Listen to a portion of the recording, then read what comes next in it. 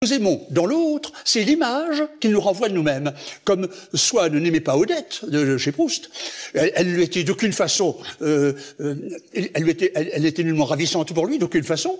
Néanmoins, elle paraissait l'admirer tellement, lui disant qu'elle pensait sans cesse à lui, qu'il ne pouvait guère se priver du plaisir d'être ainsi admiré. De sorte que ce qu'il aimait en elle, c'est l'image qu'elle avait de lui. Oui, mais dans le même temps, Nicolas Grimaldi, Swann, l'image qu'Odette lui renvoie n'est pas une image favorable. L'image qu'Odette lui renvoie, c'est l'image d'un homme qui avant était un dandy et qui ensuite se flatte de dîner avec un sous-secrétaire d'État, le sous-secrétaire d'État au poste, ou je ne sais plus exactement. C'est l'image d'un homme qui, en définitive, n'est plus celui qu'il était. Et par ailleurs, Odette inflige à Swann le supplice des supplices, à savoir la jalousie. Ou est-ce Swann qui se l'inflige à lui-même? Regardez, on est ici en présence d'un extrait d'un très bon film, le film de Claude Chabrol, qui date de 94, L'Enfer. François Cluzet poursuit Emmanuel Béard, qui est sa femme, et pourtant il la poursuit. Ici, c'est un homme fou de jalousie. Dans l'image, il observe sa femme qui est partie faire du ski nautique avec celui qu'il imagine être son amant. Je me rappelle très bien. Ce qui est très frappant ici, c'est le regard de cet homme, puisqu'il la quête du regard, et en même temps, il la cherche, il la guette et il la quête du regard. Et en même temps, ce regard est un regard fou, est un regard qui regarde autre chose que ce qu'il cherche. Il me semble que le plus frappant et en même temps le plus significatif de cette image, c'est qu'en effet, le regard est en quelque sorte halluciné. Il est effaré, comme s'il n'osait croire à ce qu'il voit, comme s'il voyait l'impossible. Or, ce qu'il voit, en fait... C'est ce qu'il a envie de voir. Voilà. Objectivement, ce qu'il est en train de voir, c'est la banalité que n'importe qui observe, c'est-à-dire une jeune femme avec un de ses camarades qui se rend à la plage. Simplement. Il voit ce qu'il imagine. Voilà. Il voit ce qu'il soupçonne. Il croit voir... La jalousie est un phénomène de croyance. Car ce n'est pas parce qu'on est jaloux qu'on soupçonne. C'est parce qu'on c'est parce qu'on soupçonne qu'on est jaloux. C'est pas parce qu'on a des raisons d'être jaloux qu'on soupçonne. C'est parce qu'on est jaloux qu'on se donne des raisons de l'être. Qu'on invente des raisons. Et moins on en découvre, plus on en cherche. De sorte que l'imagination jalouse fonctionne de façon autonome et secrète le mal, le prurite dont elle se lacère. En même temps, c'est ce que vous dites d'ailleurs, c'est le secret de la liberté. On dit souvent que, en matière de liberté, n'est-ce pas, on délibère avant de décider.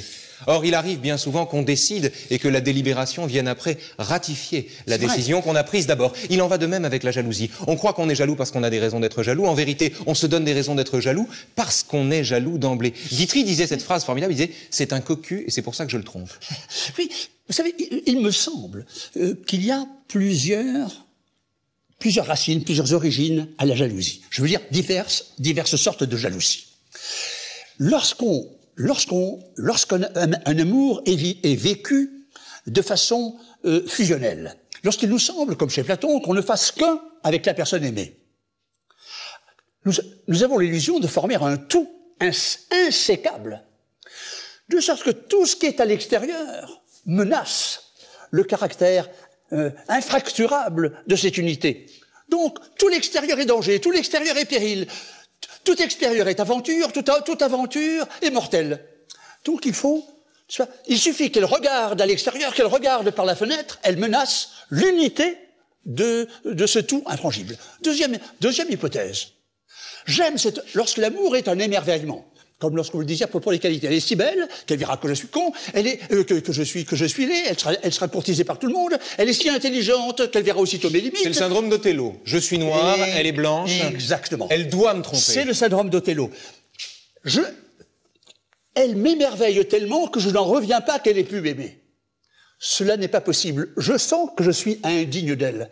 Et il n'est pas possible qu'elle ne rencontre quelqu'un dont, cette fois, les qualités lui paraîtront tellement suréminentes par rapport aux miennes qu'elle partira plutôt avec lui. Car il est quand même improbable qu'elle soit restée avec un type comme moi. Ce que vous dites, Nicolas Grimaldi, permet de comprendre en quoi, d'ailleurs, le jaloux ne veut pas savoir. Pourquoi? Parce que savoir, véritablement, si l'on est cocu, par exemple, est une façon, rassure le jaloux, de deux choses l'une. Soit il est humilié, soit elle est innocente, auquel cas elle est duplice, soit elle est coupable, auquel cas le jaloux avait raison. Mais Proust, dans La recherche du temps perdu, raconte comment la douleur de Swann, qui est jaloux, éperdument jaloux d'Odette, avait perdu de son acuité en perdant de son vague. Plus il sait qu'elle le trompe, moins il est jaloux. Plus il imagine qu'elle le trompe, plus il souffre.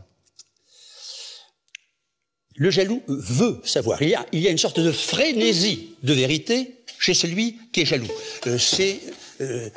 C'est comme Golo. Golo, sur le point de mourir, demande à la vérité, de Debussy, je veux la vérité. Mais cette vérité, elle se dérobe à mesure qu'il la cherche. De sorte que moins il la rencontre, plus éperdument la lui faut-il. C'est-à-dire qu'il vit dans l'insécurité permanente. Il ne peut pas croire qu'il soit aimé. D'ailleurs, c'est un fait de l'amour. À qui pourrais-je persuader que je l'aime? Comment puis-je prouver à une femme que je l'aime? Je ferai ci, je ferai ça, je ferai comme les chevaliers du Moyen-Âge, ou comme dans la bourg courtois, j'irai conquérir le nouveau monde, je lui apporterai des diamants, etc., etc. Mais elle me dira, oh, ce n'est que cela, vous savez, ça suffit. Et je devrais lui dire, mais madame, si vous m'aimiez si peu que ce soit, vous sauriez que je vous aime. L'amour ne se démontre pas. Il suppose une confiance réciproque qui est à elle-même sa propre attestation, sa propre évidence. Vous avez parlé de Platon tout à l'heure, Nicolas Grimaldi. Il faut revenir un instant sur ce que Platon raconte dans le banquet, notamment le mythe d'Aristophane.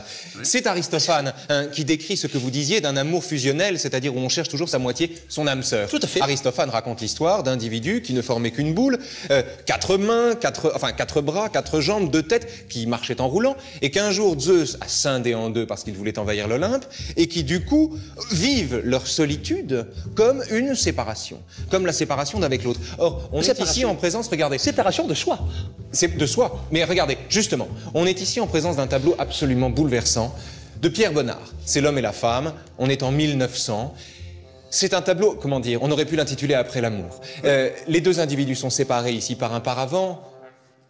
On est objectivement après l'amour, on est dans le registre de la séparation, et plus exactement, là où se trouve la mélancolie, c'est que on est dans une séparation qui a été vraisemblablement conjuré le temps de l'étreinte, et qui maintenant reprend ses droits. Oui. En effet, je ne dirais pas qu'ils sont séparés par ce paravent replié.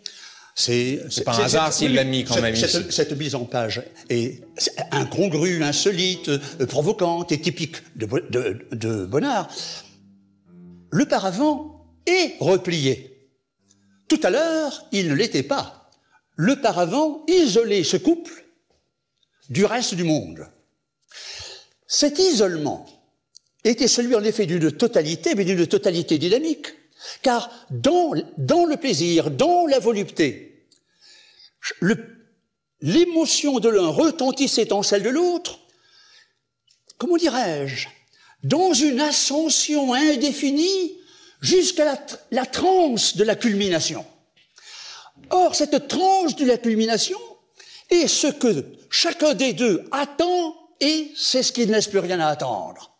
C'est ce qui fait que la volupté ressemble à une expérience de l'absolu. L'expérience de ce qui ne laisse plus rien à attendre.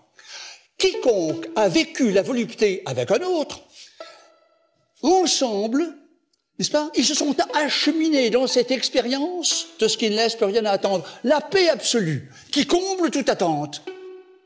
Après quoi, tout n'en peut être que la retombée. Mais l'amour ainsi pensé, Nicolas Grimaldi, n'est-il pas le modèle même de ce que Schopenhauer